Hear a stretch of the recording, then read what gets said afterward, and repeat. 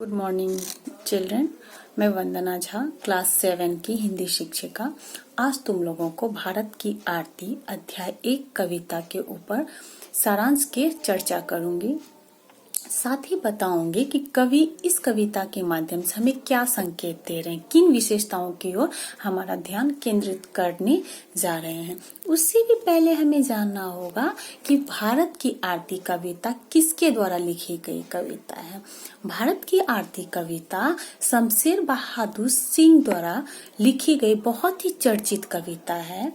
इस कविता में कवि बता रहे हैं कि भारत के जनमानस की ओर हमारा ध्यान केंद्रित कर रहे हैं। जनमानस का अर्थ होता है जनता, हम सभी किस प्रकार से भारत में अपने आप को, हमारे जो कृषि उपजाते हैं किसान, किस प्रकार से खून पसीना को बहाकर फसल की उपज करते हैं और हमारा पेट भरते हैं। इस विशेषताओं की ओर कभी हमें अपनी ध्यान को केंद्रित कराने की कोशिश करा रहे हैं। कह रहे हैं रचनाकार कि इस भारत भूमि पर हमें भारत देश की आरती उतारनी चाहिए। उसके जनमानस को उन्होंने गंगा के समान बताया है। साथ ही इनकी जो जनता है, किसकी, भारत की जो जनता है, उसके विश्वास को हिमालय की तरह बता रहे हैं। और यहाँ की जो भूमि है मतलब जो जमीन है, वहां पर उनको किसानों की पवित्र बलिदानों की भूमिका है। क्योंकि मैं पहले ही बताई हूँ कि यहाँ पर किसान क्या कर रहे हैं, अपने खून पसीने को बहाकर उपज कर रहे हैं। उपज का अर्थ होता है फसल को उपजाते हैं, तभी तो हमारा पेट भरता है। और बता रहे हैं कि यहाँ पे एक ऐसे व्यक्ति के बारे में बता रहे हैं जिन लोगों को भाषाओं, साहित्य, धर्म सभी से प्रेम है।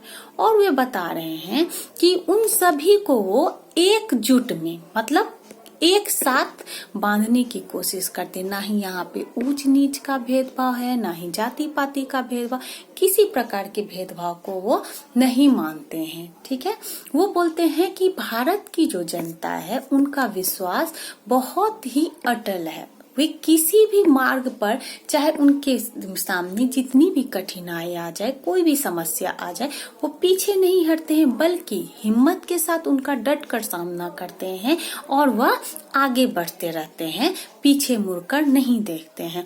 रचनाकार हमारा ध्यान इन्हीं सभी चीजों की ओर केंद्रित करते हुए और बता रहे हैं कि भारत के जो किसान हैं वो दिन रात मेहनत करके, उपज करके हमारी पेट को भरते हैं। उनसे जो फसल की उपज होती है वो उसको हम लोग खाकर अपना जीवन यापन करते हैं। उसमें क्या है, वो दिन रात मेहनत करते हैं और अपनी खून पसीने को बहाते हैं।